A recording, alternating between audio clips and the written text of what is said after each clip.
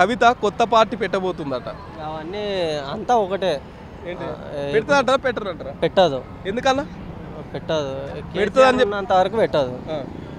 ఇప్పుడు కొత్త పార్టీ పెడతానికి ఇటు జాగృతి పేరు మీద ఇటు బీసీ సంఘాలను అందరినీ వెనకేసుకొని ఇక్కడ షర్మిల ఎట్లా ఆంధ్రాలో జగన్ వర్సెస్ షర్మిల ఎట్లుందో ఇట్లా మళ్ళీ సొంత చెల్లెనే కేటీఆర్ మీదకి ఫైట్కి దిగుతుంది అని చెప్పేసి అంటున్నారు. ఏం లే, అంతా ఉత్తదే అనుకుంటున్నా నేను.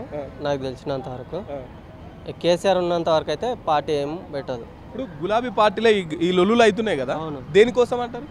అది చెప్పలేమన్నా, ఏమన్నా ఫ్యామిలీ విషయము ఏమైనా ఉండొచ్చేమో కానీ ఇంకా అది మనకు తెలియదు. ఆస్తి ఏమన్నా పంపకాలు ఉంటాయి కదా, ఏవో ఇట్లా అట్లా ఉండొచ్చేమో కానీ కేసీఆర్ ఉన్నంత వరకు అయితే కాదు. ఒకవేళ నెక్స్ట్ బీఆర్ఎస్ పార్టీ అధికారంలోకి వస్తే ముఖ్యమంత్రిగా కేటీఆర్ ఉంటే బాగుంటుందా, కవిత ఉంటే బాగుంటుందా, హరీష్ ఉంటే బాగుంటుందా, లేకపోతే కేసీఆర్ ఉంటే బాగుంటుందా? కేసీఆర్ ఉన్నంత వరకు కేసీఆరే ఉండాలి. అగరు కేసీఆర్ సార్ తర్వాత ఈయన కేటీఆర్.